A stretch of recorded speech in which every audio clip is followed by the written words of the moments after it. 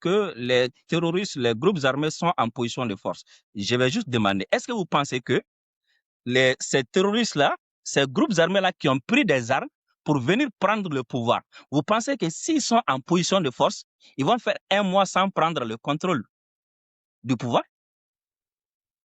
S'ils sont en position de force, pourquoi ils s'attaquent aux camions des civils et non aux garnisons des militaires? S'ils sont en position de force, pourquoi depuis lors, ils n'ont pas quitté Kidal et Tessalit pour prendre Aguelhok, pour prendre Gao, Tombouctou, Menaka et autres? Non, ils ne sont pas en position de force. Ils font ce qu'on appelle le terrorisme. C'est-à-dire, ils attaquent là où c'est plus faible. Ils s'attaquent aux civils. Ils se cachent dans des forêts. Ils se cachent parmi la population civile. Et pour sortir la nuit, attaquer les biens des gens. Je vous rappelle que le 25 avril, les premières victimes de l'attaque, c'était des gens qui s'apprêtaient à prier le Fajr. Il y a eu environ plus de 10 personnes qui ont trouvé la mort dans la Mais mort. on précise aussi, il y a quand même ces terroristes ont quand même la capacité de frapper fort, hein, puisqu'ils ont quand même visé la résidence du ministre de la Défense. Ils l'ont assassiné. Sadio Camara, cela lui a Là, été si vous me fatal, donnez ainsi une qu'à une minute, partie de là, sa si vous me famille. donnez une minute, là, si vous me donnez une minute, ce qui s'est passé à Kati n'est pas l'œuvre des terroristes seulement. Il y a des hommes politiques maliens. Il y a des hommes politiques maliens qui sont rentrés en connivence avec d'anciens militaires pour formater. Est-ce que vous avez des noms à citer?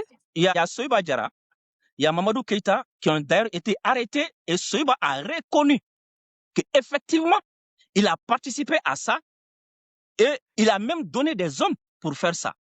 Donc voici ce qui s'est passé. Ça a été Ça veut dire que longtemps la situation préparé est plus grave, avec Délissa. plusieurs Ça veut dire que groupes. le Mali... Non mais ce que tu racontes, Délissa, ça veut dire que le Mali est dans une situation d'effondrement. Ça veut dire que l'État central n'est pas fort. Ça veut dire que les forces militaires, c'est pour ça que je parlais de rapport de force. Le fait qu'il y ait des complots à l'intérieur et des attaques aussi meurtrières et aussi sanglantes, ça signifie qu'il y a une situation de faiblesse. C'est pour ça que je parlais des rapports Je de n'ai force pas en ce bien moment. entendu. Il n'est pas normal que les JNIM puissent prospérer et puissent gagner en puissance alors que l'État malien a beaucoup investi dans un partenariat militaire russe très privilégié. Il y a aujourd'hui, il faut reconnaître, il y a un constat d'échec. Malheureusement, je La vous entends stratégie plus. militaire, il faut la revoir de fond en comble. Alors, Drissa Meminta, ce que disait Abdou Semar, c'est que son constat, c'est de dire que finalement, cela prouve que l'État malien est en situation d'effondrement.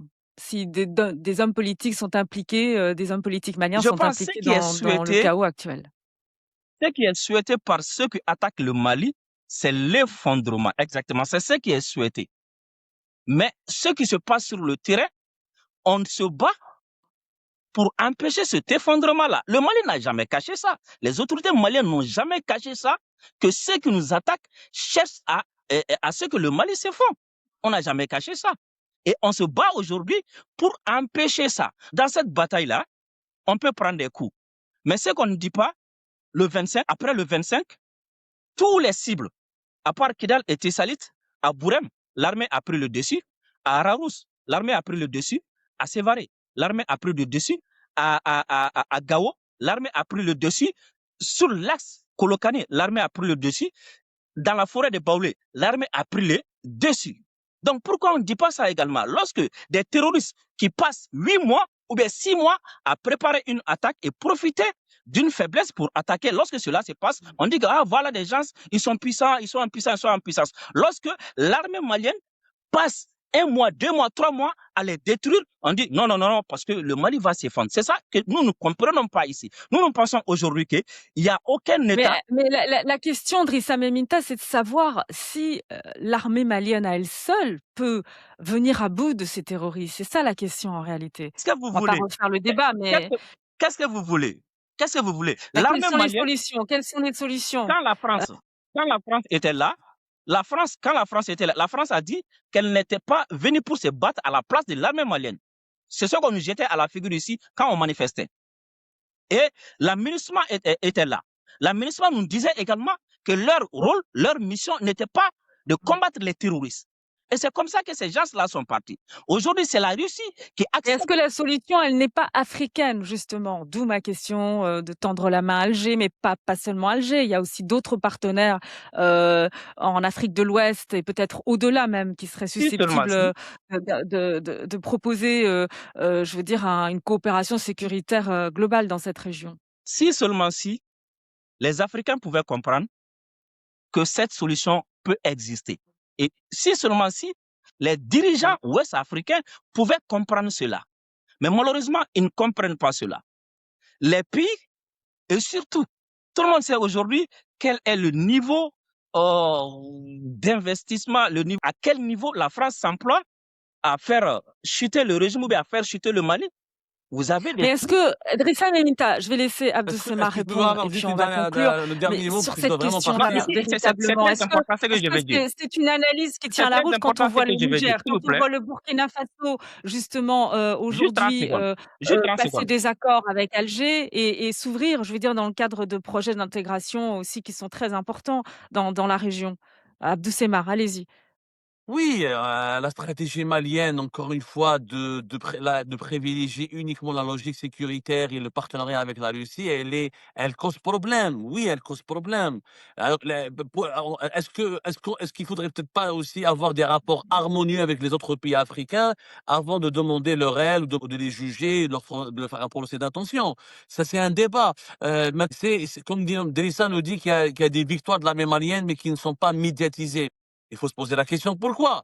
Peut-être parce qu'il n'y a pas des journalistes libres au Mali, parce que peut-être l'appareil médiatique du pays ne fonctionne pas comme il se doit. C'est aussi la marque d'une défaillance. C'est vraiment l'armée malienne. Moi, j'aurais aimé le médiatiser. Moi, je suis prêt. Moi, si on m'envoie des informations prouvées, détaillées, fiables, que l'armée malienne est en train d'enchaîner les victoires et qu'elle résiste vaillamment, moi, j'étais prêt à le médiatiser. Mais s'il n'y a pas d'accès à l'information, aussi, ça pose la question du mode de gestion du pays. En tout cas, la solution, pour juste pas terminer, parce que malheureusement mon temps est écourté un peu, je suis un peu pris par le temps. La solution est régionale. L'Alliance des États du Sahel devra vraiment aujourd'hui rendre des comptes. Est-ce que l'armée du Niger et du Burkina Faso les armées sont prêtes à venir aider les forces militaires maliennes, par exemple? Et la grande question, c'est où est l'Union africaine? Mais on parle jamais de l'Union africaine, elle existe.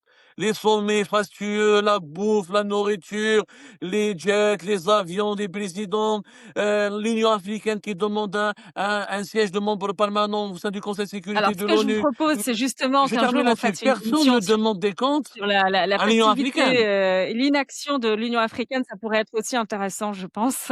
En tout cas, merci beaucoup, Abdou Semar. Merci Je beaucoup. pense que, le Mali et le Burkina et le Niger ont compris que la solution, ça vient de l'Union. Raison pour laquelle il y a l'AES aujourd'hui.